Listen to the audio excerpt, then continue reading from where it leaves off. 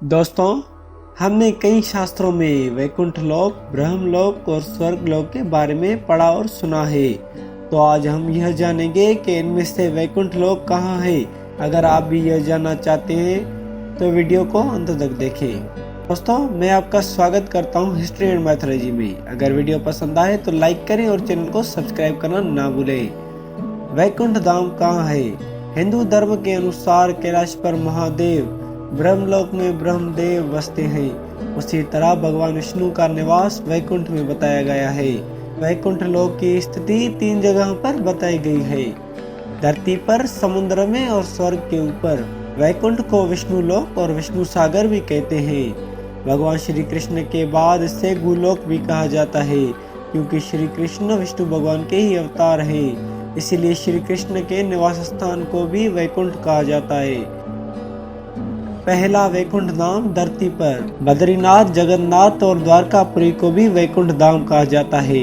चारों धामों में सर्वश्रेष्ठ हिंदुओं का सबसे पावन तीर्थ बद्रीनाथ नर और नारायण पर्वत श्रृंखलाओं से घिरा नीलकंठ पर्वत श्रृंखला की कृष्ण भूमि पर स्थित है। भारत के उत्तर में स्थित यह मंदिर भगवान विष्णु का दरबार माना जाता है। बद्रीनाथ धाम में सनातन धर्म के सर्वश्रेष्ठ देव श्री बद्रीनारायण भगवान के 5 स्वरूपों की पूजा अर्चना होती है।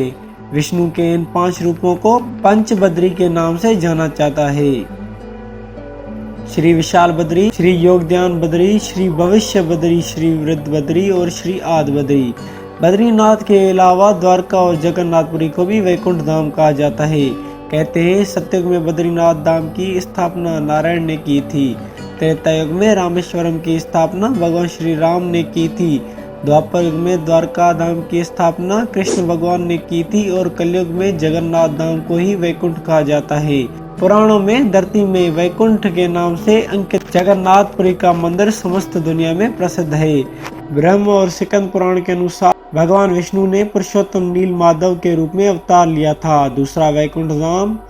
दूसरे वैकुंठ धाम की स्थिति धरती के बाहर बताई गई है। इसे ब्रह्मांड से बाहर और तीनों लोकों से ऊपर बताया गया है। यह धाम दिखाई देने वाली प्रकृति से 3 गुना बड़ा है। इसकी देखरेख के लिए भगवान के 96 करोड़ पार्षद तैनात है। हमारी प्रकृति से मुक्त होने वाली हर जीवात्मा इसी परम धाम में शंख, चक्र, गदा और पद्म के साथ प्रविष्ट होती है। वहां से वह जीवात्मा कभी भी वापस नहीं होती।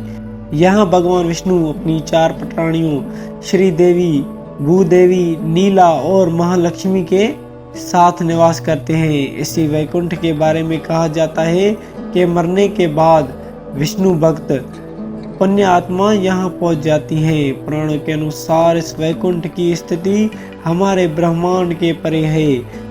जीवात्मा जब उस वैकुंठ की यात्रा करती है तो उसको विदा देने के लिए मार्ग में समय के देवता, दिवस के देवता, प्रहर के देवता, रात्रि के देवता, दिन के देवता, ग्रहों के देवता, नक्षत्रों के देवता, माह के देवता, मौसम के देवता, पक्ष के देवता, उत्तरायण के देवता, दक्षिणायन के देवता, सभी तलों, अतल, सुतल, पाताल आदि के देवता, सभी 33 कोटि के देवता पहले उसे पुनः किसी योनि में ढकेलने का प्रयास करते हैं या वैकुंठ जाने से रोकते हैं। लेकिन जो जीवात्मा प्रभु श्री विष्णु की शरणागति होती है उसको यह सभी एक पाद विभूति के अंतिम सीमा तक जाते हैं और त्रिपाद विभूति के बाहर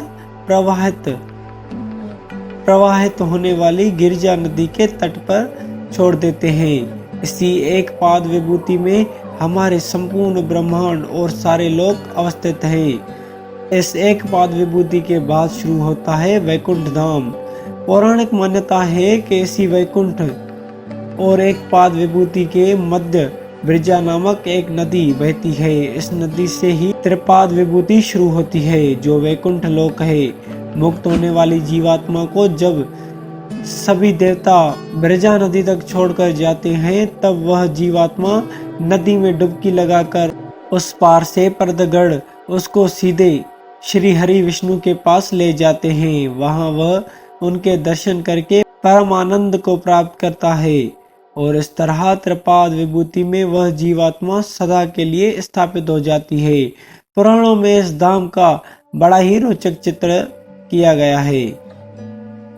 हे अर्जुन, अव्यक्त अक्षर इस नाम से कहा गया है। उसी अक्षर नामक अव्यक्त भाव को परम गति कहते हैं तथा जिस सनातन अव्यक्त भाव को प्राप्त होकर मनुष्य वापस नहीं आते वह मेरा परम धाम है। तो दोस्तों, आज की वीडियो का यही अंत करते हैं। आपको हमारी वीडियो कैसी लगी कमेंट करके जरूर बताएं।